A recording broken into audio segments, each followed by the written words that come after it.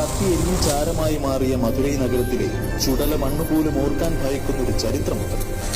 ഒരു രാജ്യവും രാജാവും ഒന്നടങ്കം ഒരു സ്ത്രീയുടെ ക്രോധത്തിനു മുന്നിൽ വെന്തു വിണ്ണീറായി ഒടുങ്ങിയ ചരിത്രം. തന്റെ ഭർത്താവായ കോവലനോടൊപ്പം കാവേരി പൂമ്പട്ടണത്തിൽ നിന്നും മധുരയിലെത്തിയതായിരുന്നു കണ്ണകി. പുതിയൊരു കച്ചവടം തുടങ്ങാൻ പണമില്ലാതെ വിഷമിച്ചിരുന്ന കോവലന് കണ്ണകി തന്റെ കാലിൽ കിടന്ന ഒരു ചിലമ്പ് വിൽക്കാനായി ഊരി നൽകി. അന്നേരം മധുരൈ രാജ്ഞിയുടെ പ്രിയപ്പെട്ട ചിലമ്പ് മോഷണം പോയിരിക്കുന്ന സമയമായിരുന്നു. ഇതറിയാതെ ചിലമ്പ് വിൽക്കാൻ പോയ കോവലനെ ചിലമ്പ് കെട്ട കള്ളനായ കൊല്ലൻ ചതിച്ചു.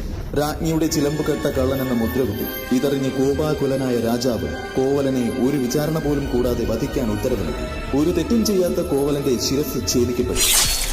ഇതറിഞ്ഞ് കൊട്ടാര അങ്കണത്തിലേക്ക് തന്റെ ഭർത്താവിന്റെ ചോരയ്ക്ക് പകരം ചോദിക്കാൻ കണ്ണകി എത്തി. സങ്കടം ഉള്ളിലടക്കി കോപം കൊണ്ട് ജ്വലിച്ച കണ്ണകി രാജാവിനോടായി പറഞ്ഞു, നഷ്ടപ്പെട്ട